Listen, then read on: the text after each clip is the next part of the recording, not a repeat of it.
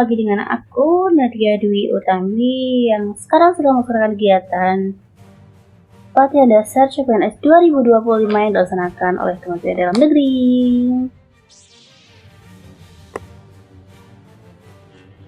Kali ini aku mendapatkan tugas untuk mendeskripsikan terkait dengan manajemen konflik dan menjelaskan isu kontemporer, baik melalui materi yang sudah dijelaskan dengan media suara kemarin ataupun MOOC.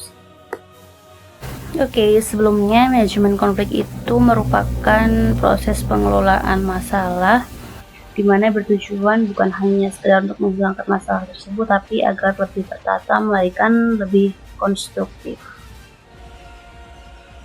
Sebelum menjelaskan bagaimana tahapan-tahapan dari isu kontemporer yang mana terjadi di Indonesia, kemarin sebenarnya ada beberapa hal yang di emosi itu seperti banyak sekali contohnya ya, seperti ada terorisme, kemudian ada narkoba, kemudian ada korupsi dan lain sebagainya. Seperti itu waktu dengan media suara pun seperti itu.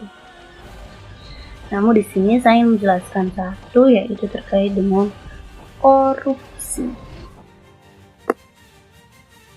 Nah, lalu apa sih korupsi itu? Korupsi merupakan tindakan penyalahgunaan kewenangan biasanya dilakukan untuk merugikan negara dengan mengambil untung sebanyak-banyaknya untuk keperluan pribadi. Dan mungkin dari kita tidak asing ya mendengar korupsi itu sendiri.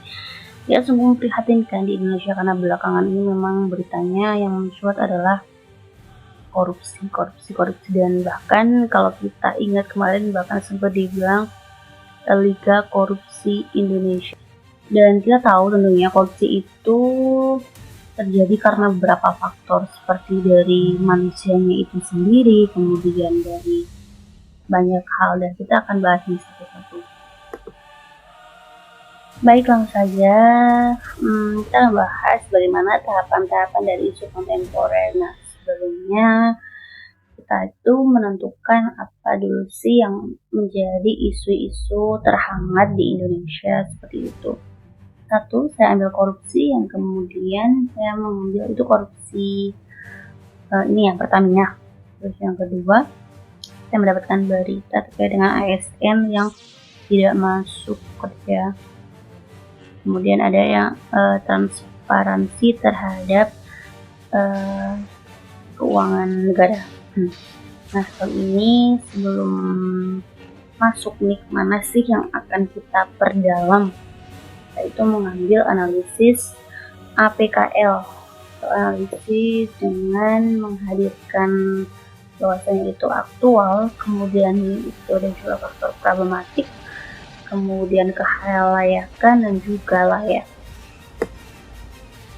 Dari pertimbangan tersebut, seperti aktual itu bahwasanya isu tersebut itu benar-benar terjadi. Kita nilai tuh nanti berapa besar sih kalau misalkan kita range 1 sampai 5, misalkan korupsi berapa, kemudian ASN yang tidak bekerja itu berapa, kemudian transparansi itu berapa. Nah, pertimbangan aktual itu menggambarkan bahwasanya peristiwa tersebut itu memang benar-benar terjadi. Kemudian problematik itu bahwasanya peristiwa tersebut itu merisaukan masyarakat. Dan yang ketiga, itu kehalayakan, bahwasanya peristiwa tersebut itu akan mengakibatkan efek yang besar. Dan yang terakhir, layak, bahwasanya itu bisa menekan logis dan realistis. Nah, dari situ kita bisa mengakumulasikan dari 3 kasus yang tadi saya ambil, itu yang paling tinggi itu yang mana, dan kita lihat secara awam saja. Sebenarnya kalau kita mempunyai banyak waktu, kita itu bisa mencari data-data yang memang terpercaya dan memang yang kasusnya memang terjadi. Kalau tiga-tiganya itu aktual, itu memang terjadi semua ya. Tapi memang yang bikin gempar itu kemudian kita dari APKL itu memang yang paling tinggi itu kasus korupsi seperti itu, karena memang itu yang bikin kerugian negara itu sangat besar, bahkan kita tahu sampai triliun ya, seperti itu.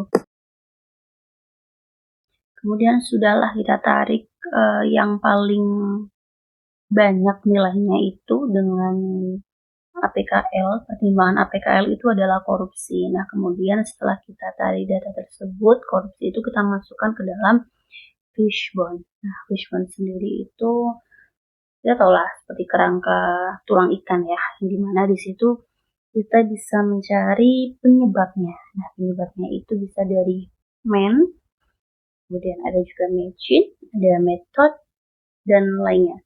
Jadi kita ambil di sini 3 ya. Nah, 3 itu diantaranya yaitu ada man, kemudian money, terus machine. Nah, man itu dari manusianya biasanya ya dia yang melakukan tindakan korupsi tersebut atas dasar kurangnya integritas.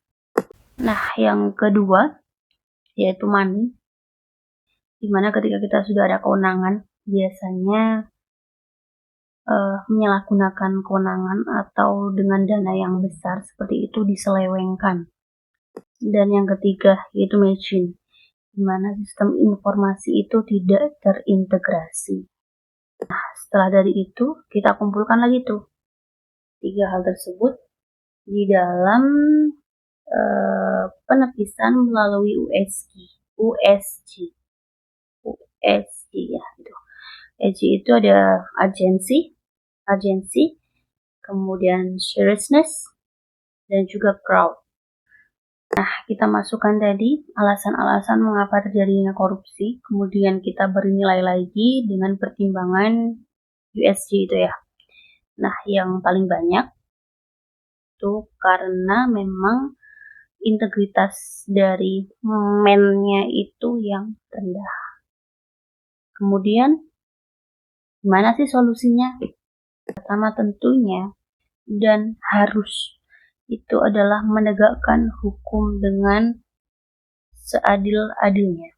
Yang kedua yaitu sebenarnya mencegahnya itu dengan menanamkan sikap anti korupsi sebenarnya sejak dini, kemudian bisa juga dilakukan di lingkungan pemerintah.